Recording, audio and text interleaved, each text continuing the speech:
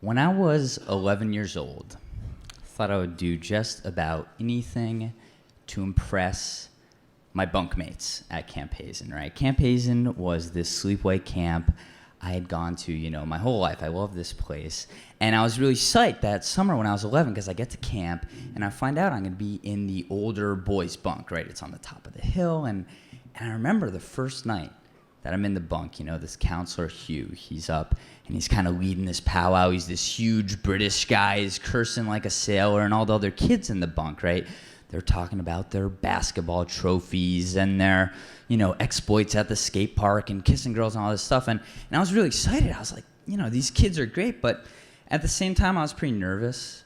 I recognized I was more of like a read Harry Potter, stay in, play some video games type kid. And I was very concerned that, I was going to be kind of found out for that. But I'm like, all right, I'm going to make it work. And, camp's going on and we're kind of getting in the flow of things. And I find out that our counselor, Hugh, he's putting together this epic prank, right? And I'm like, this is my moment. So I managed to be there when it's getting all planned out. And, the anticipation's building day after day. And finally the morning comes. And there's this cohort of us. We all slip out of bed at 5 a.m. silent, right? And we meet Hugh out in the woods. And Hugh's got all this black face paint. We're putting it on like war paint, right? And he's got all this pirate gear. We're throwing it on. And we sneak through camp like this gang of marauders until we get to the dining hall. It's this huge dining hall. And we pull out all the tables, pull out all the chairs, and we build this massive fortress out in front of the dining hall, right? And then we go back in and we fill up hundreds of water balloons. And so we've got our fortress, we've got our ammunitions, and we man our posts, and we wait.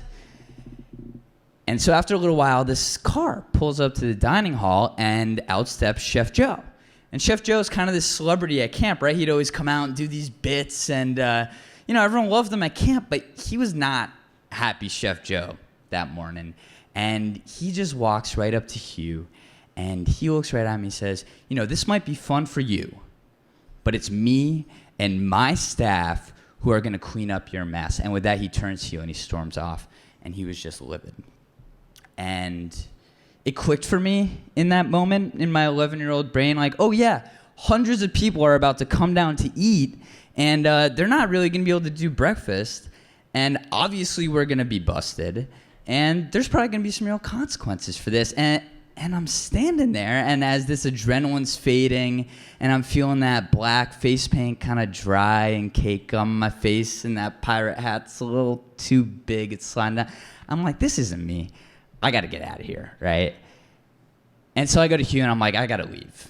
And he's like, all right. And he kind of opens up this gap in the fort for me, and I walk out, and as I'm walking out, there's this confusion behind me. Kids don't really understand, but when they see that I'm leaving, they actually start to boo me. And so I took off running. And I'll never forget that moment of just running through those empty fields of Camp Hazen as the kids who I so desperately was trying to impress just jeered me. And I didn't stop running until I reached my cabin, and I washed off that face paint, and I crawled back into bed. And a little while later, the bells for breakfast go off, right? And I kind of file in with everyone else who's going down.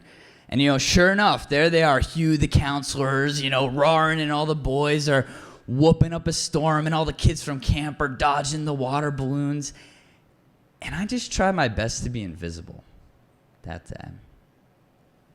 And for a really long time, I thought about this as a really painful memory about this time that I let fear and anxiety drive my decision-making and rob me of this fun experience. But more recently, I've been reflecting upon how much time and how much energy I spent as a kid trying to impress the people who I idolized. And how every time it turned out the same way. But it was just at Camp Hazen that it was the most obvious who was standing on the inside and where I was standing. And so instead, I'd like to think of this story as a lesson. That instead of spending my energy impressing the people I idolize, I need to spend it finding friends who are going to build me up. Because while the Hughes of the world are out there at 5 a.m. pulling their hijinks, saying, fuck the consequences, there's a lot of us who'd be perfectly fine getting 8 hours of sleep. You know? And we can be there for each other, and that's all right with me. Thank you very much.